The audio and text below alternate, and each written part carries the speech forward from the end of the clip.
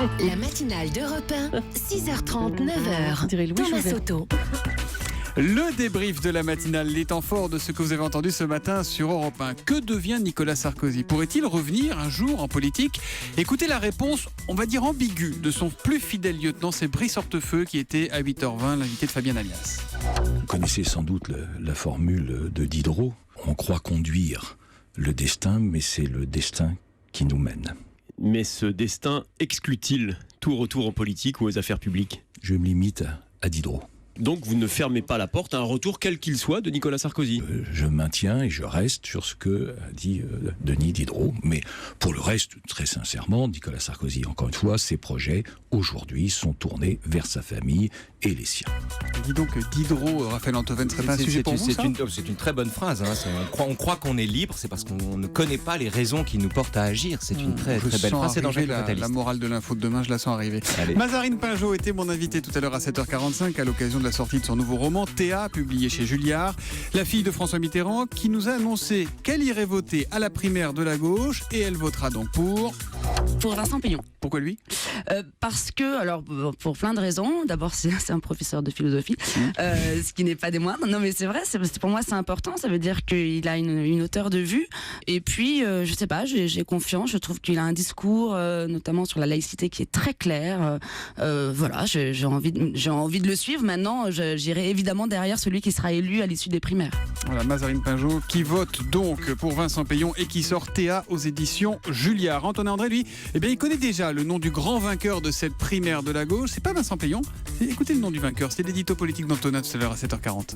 On le croyait retiré de la vie politique depuis le 21 avril 2002. Je vous l'annonce, Lionel Jospin est le grand gagnant de la primaire de la gauche en 2017. Alors d'abord, rappelons que ce sont ses enfants qui s'affrontent. C'est lui qui les a élevés, qui les a biberonnés à la politique. Qu'est-ce que ça veut dire?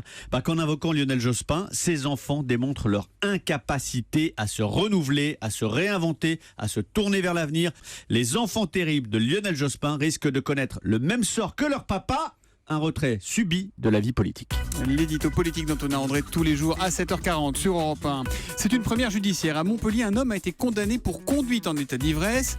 Sur une simple dénonciation, il n'avait pas soufflé dans le ballon, pas dans le moindre éthylotest. Écoutez le récit de notre journaliste Pierre Herbulot, c'était tout à l'heure à 6h34. On est en 2009, il est minuit 45 quand Jérémy, 22 ans, emboutit une voiture à l'arrêt. Il sort de son véhicule pour constater les dégâts. C'est là qu'une femme l'aperçoit titubé, selon ses mots, persuadée qu'il est ivre. Elle appelle la police et sur ce seul témoignage, la cour d'appel de Montpellier vient de le condamner à 500 € d'amende et à un retrait de 6 mois de permis de conduire. Sauf que le jeune homme qui reconnaît l'accident a toujours nié avoir été sous l'emprise de l'alcool. Ce qui est sûr, c'est que rien ne prouve son état d'ébriété au moment des faits, pas d'éthylotest, pas de prise de sang. Son avocat craint une jurisprudence. Et puis à 105 ans, Robert Marchand va tenter de battre son propre record de vitesse à vélo. Il vient de passer avec succès son examen médical. Pour la course, ça se passera cet après-midi du côté des Yvelines. Écoutez Robert qui témoignait dans le journal de 8h. Eh ben ils m'ont dit que j'étais impeccable. Bon, je les crois parce que j'aurais dit, moi, il faut me donner la vérité. Il m'a dit non, monsieur, vraiment, vous nous épatez. je m'entraîne, mais pas... Comme un fou, je m'entraîne bien, je me maintiens seulement, c'est le principal. Vous avez les types qui se dopent, ils vont au-dessus de leurs moyens et ils vivent pas vieux. Voilà, bonne course à Robert, donc il va battre le record à 105 ans. Ça se passera au Vélodrome de Saint-Quentin en Yvelines, qui se trouve, c'est tout un symbole, rue Laurent Fignon. Voilà, vous continuez à réagir sur Twitter avec le hashtag 1matin et sur europe1.fr.